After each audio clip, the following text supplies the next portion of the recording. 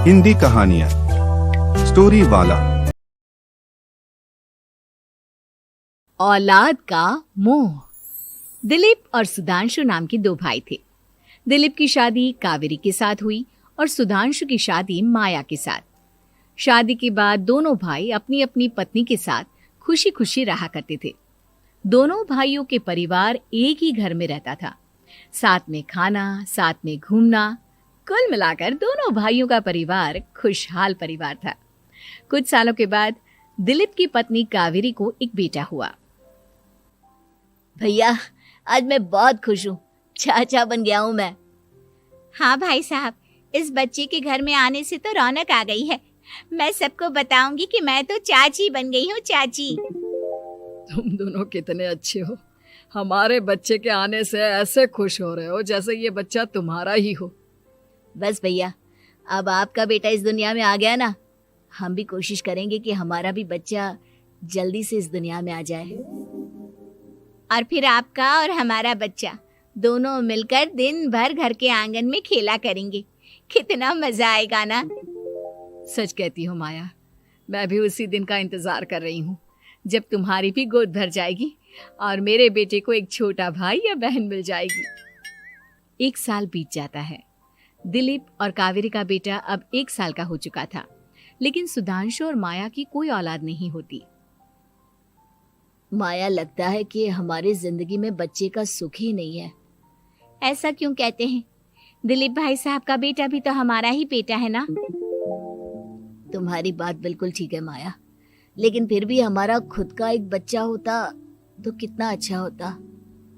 हाँ, कावेरी भाभी भी हमेशा कहती हैं उन्हें अपने बेटे के लिए एक छोटा भाई या बहन चाहिए।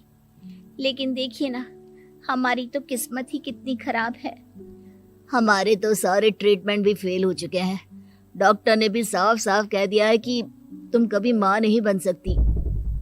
वही तो सुधांशु, बहुत बुरी किस्मत है हमारी। लेकिन माया, हम अपनी किस्मत को इतना क्यों कोस रहे हैं? हम दिलीप भाई साहब के बेटे को अपने बेटे की तरह ही प्यार कर सकते हैं ना।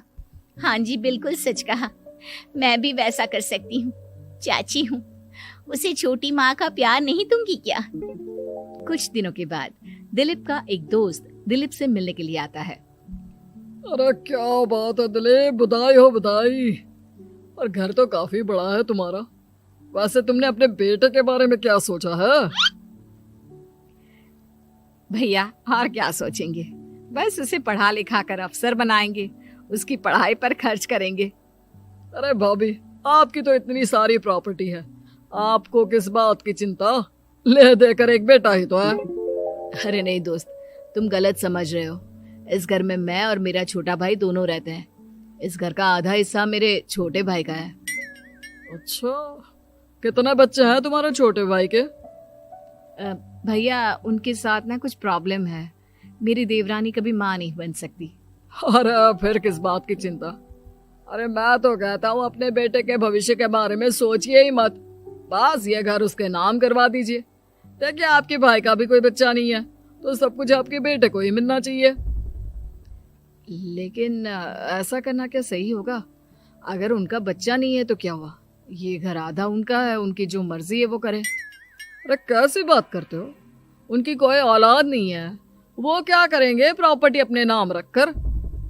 हाँ, वैसे भाई साहब, आपकी बात तो बिल्कुल सही है। अब जो कुछ भी है वो हमारे बेटे का ही तो है। आखिर वही तो इस घर के वंश को आगे बढ़ाएगा। मैं कल ही देवर जी से बात करती हूँ। अगले दिन सुधांशु और माया, इधर आओ। तुम दोनों से एक बहुत जरूरी बात करनी है मुझे। बताइए ना भाभी, क्या बात है? आपको कहीं जाना है तो आप अपने बेटे को मेरे पास छोड़कर जाइए। मैं ही पूरा दिन रख लूंगी उसे। अरे नहीं माया, वो तो मुझे पता है। मैं किसी और चीज के बारे में बात करना चाहती हूँ। बताइए ना भाभी, क्या बात है? देखिए देवर जी, आपका कोई बच्चा है नहीं, लेकिन मैं जानती हूँ कि आप हमारे बेटे को अपने बेटे की तरह ही प्यार करते हैं। भाभी, बेटी की तरह नहीं, वो हमारा ही बेटा है। मेरे लिए तो वो मेरा ही बच्चा है। वही तो फिर क्यों ना ये सारी प्रॉपर्टी हम मेरे बेटे के नाम करवा दे, क्योंकि तुम्हारा हो या मेरा, हम सबका एक ही तो है बेटा। लेकिन भाभी, अभी तो वो सिर्फ 1 साल का है। अभी से प्रॉपर्टी उसके नाम करवाने का क्या मतलब है? देखिए देवर जी, जो काम जितना जल्दी हो जाए ना उतना अच्छा। आने वाले वक्त का क्या भरोसा। भाभी भरोसा क्यों नहीं, हम तो हमेशा आपके बेटे को माँ बाप की तरह ही प्यार करेंगे। हाँ, लेकिन फिर भी मैं चाहती हूँ कि ये सारी प्रॉपर्टी मेरे बेटे के नाम हो जाए। अब मुझे नहीं लगता तुम दोनों को इसमें कोई भी परेशानी होगी, है ना? भाभी वैसे तो आप जो कह रही हैं वो बहुत जल्दबाजी है, लेकिन फिर भी अगर आपको ऐसा लगता है तो ठीक है, कल ही प्रॉपर्टी के पेपर बनवा लीजिए, मैं और माया उस पर साइन कर देंगे। इस तरह से अगले दिन प्रॉपर्टी के पेपर बनवाकर सारी प्रॉपर्टी दिलीप और कावेरी के बेटे के नाम पर करवा दी जाती है। कुछ दिनों के बाद सुधांशु, सुबह सुबह ये कौन लोग आ गए हैं तुम्हारे घर पर? भैया वो ऊपर वाला कमरा खाली पड़ा था ना, सोच रहा था किराएदार रख देता हूँ। लेकिन किराएदार रखने से पहले आपने हमसे पूछा भी नहीं। भाभी इसमें आपसे पूछने वाली क्या बात थी, हमें एक ही कमरे की जरूरत थी, इसलिए सोचा दूसरा कमरा किराए पर दे देते हैं, कुछ इनकम हो जाएगी। अरे माया, ये सारी प्रॉपर्टी अब मेरे बेटे के नाम पर है और यहाँ पर जो कुछ भी होगा उसके लिए तुम्हें मेरी या दिलीप की परमिशन तो लेनी पड़ेगी ना। हाँ सुधांशु, तुम्हारी भाभी ठीक ही तो कह रही है। अब देखो, तुमने खुद अपने हाथों से ये प्रॉपर्टी हमारे बेटे के नाम की है, वह अभी बहुत छोटा है, तो इस घर से रिलेटेड सारे फैसले तुम्हें हमसे पूछ कर लेने चाहिए। भाभी हमें तो लगा था कि आप हम लोगों से बहुत प्यार करती हैं, लेकिन आप तो हमारे साथ भेदभाव करने लगी। अरे इसमें भेदभाव करने वाली क्या बात है?